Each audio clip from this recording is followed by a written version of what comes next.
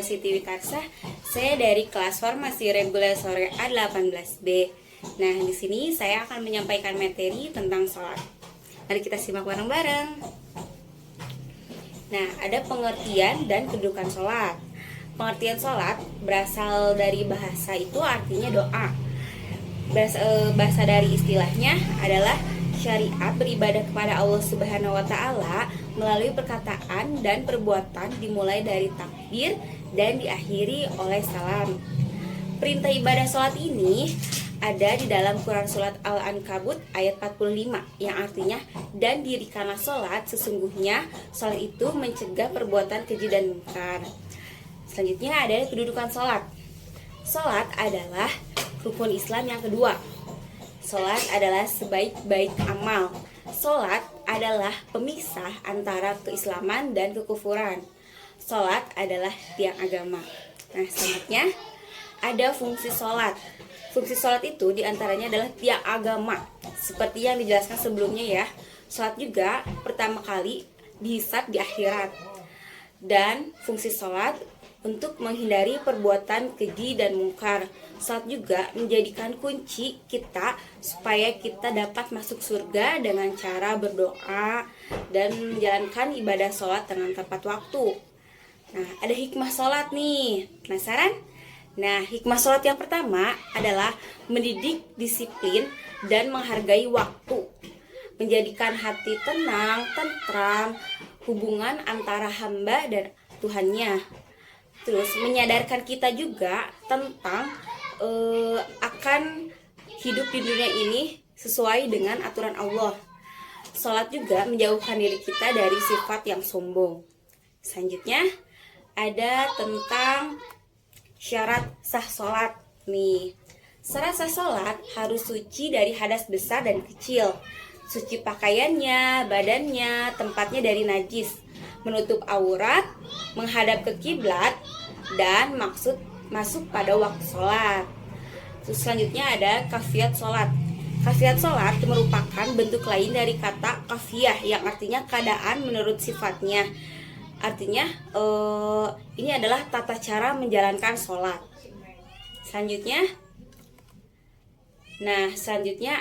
syarat sah sholat itu seperti apa? Kita simak bareng-bareng juga, oke? Nah, pertama adalah wudhu. Tidak akan sah sholat apabila kita tidak berwudhu. Terus, bagaimana wudhu yang benar itu? Tidak akan diterima oleh Allah Subhanahu wa Ta'ala jika sholat dikerjakan tanpa wudhu. Ini adalah hadis riwayat Muslim. Yang kedua, menghadap ke kiblat. Kiblat kita ini berada pada kota Mekah sesuai hadis Sallallahu Alaihi Wasallam dan Abu Hurairah. Selanjutnya ada takbiratul ihram. Gerakan takbiratul ihram ini dilakukan mengucapkan kalimat Allahu Akbar. Sesungguhnya seorang berniat dalam hatinya untuk melaksanakan sholat, baik sholat wajib maupun sholat sunat. Selanjutnya membaca iftitah, surat Al-Fatihah dan surat-surat pendek di dalam Al-Quran ataupun surat apapun itu. Selanjutnya ruku dan i'tidal dengan tumaninah setelah membaca Al-Quran dengan bacaan Rabbana lakal hamdul minas samawati wal ardi wa mil umasita min syai'in ba'du. Selanjutnya sujud dengan tumaninah. Gerakan sujud ini dilakukan dengan menempel dahi pada tempat sujud. Nah, selain itu, duduk di antara dua sujud. Setelah duduk di antara dua sujud ini, sembari membaca doa takbir dengan mengangkat kedua tangan. Selanjutnya, duduk dengan tasyahud awal. Tasyahud awal ini dilakukan pada rakaat kedua setelah dua sujud duduk. Tasyahud awal dilakukan dengan posisi duduk.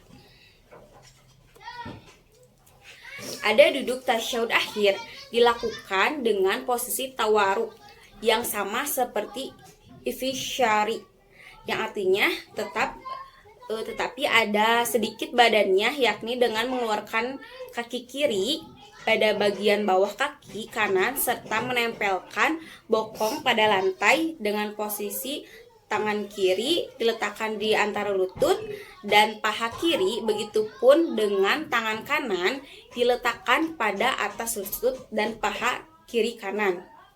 Setelah itu ada salam. Dengan mengucapkan salam, kanan assalamualaikum warahmatullahi wabarakatuh sekali, dan ke kiri assalamualaikum warahmatullahi wabarakatuh sekali.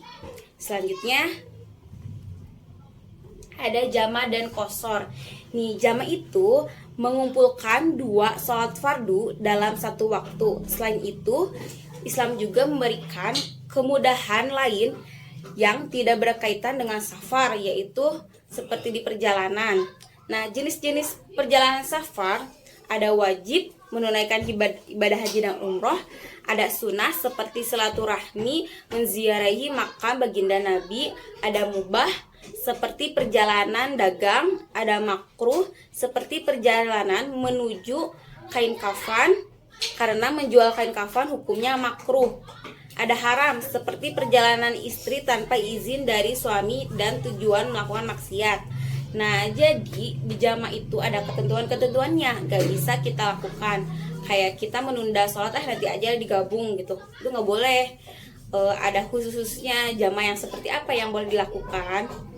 Okay, next. Ada qashar.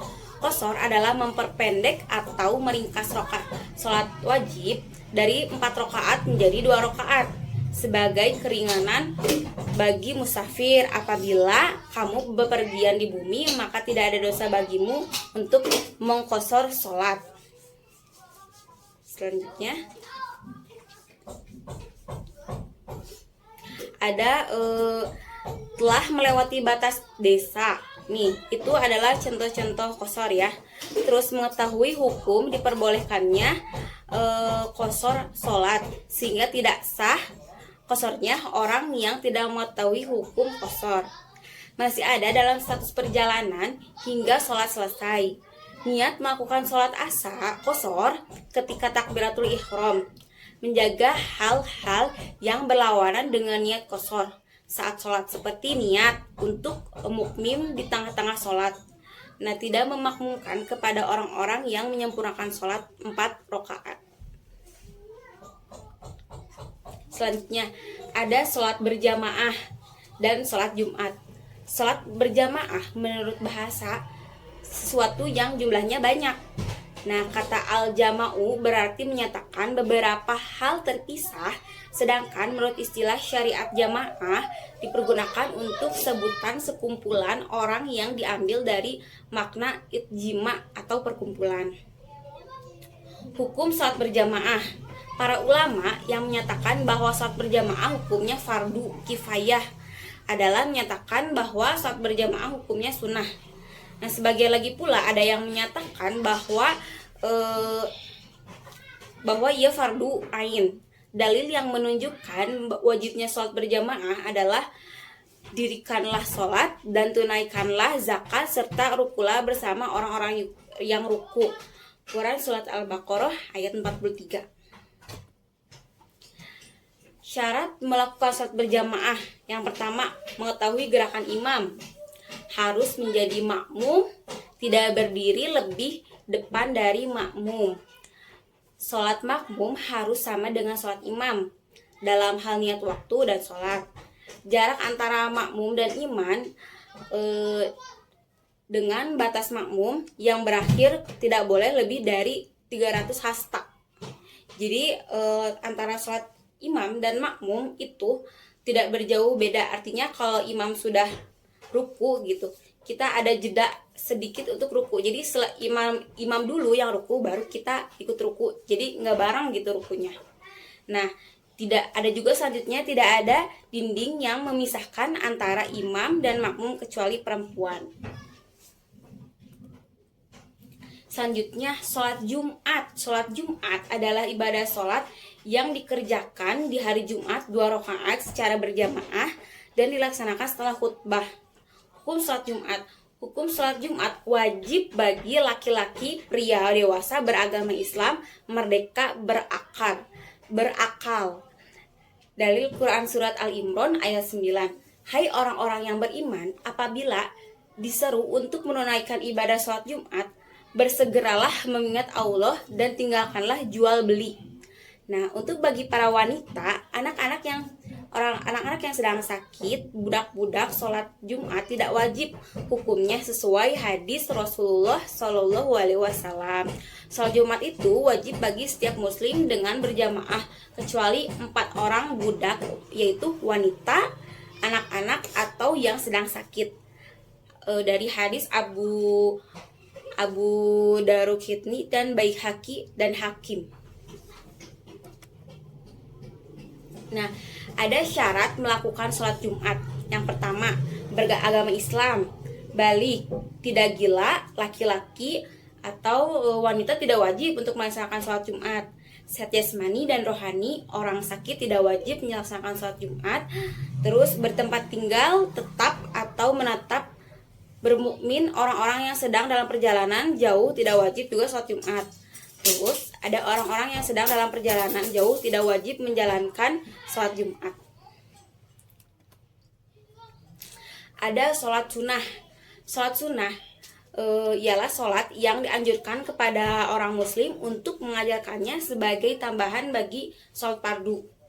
Nah, disyariatkan sholat sunnah, Allah Subhanahu wa Ta'ala mensyariatkan sholat sunnah untuk meningkatkan amal manusia dan menutupi segala kekurangan kelalaian yang ada. Sebagian dalam Al-Quran, Allah Subhanahu wa Ta'ala berfirman, dan dirikanlah sholat itu pada kedua siang, pagi, dan petang.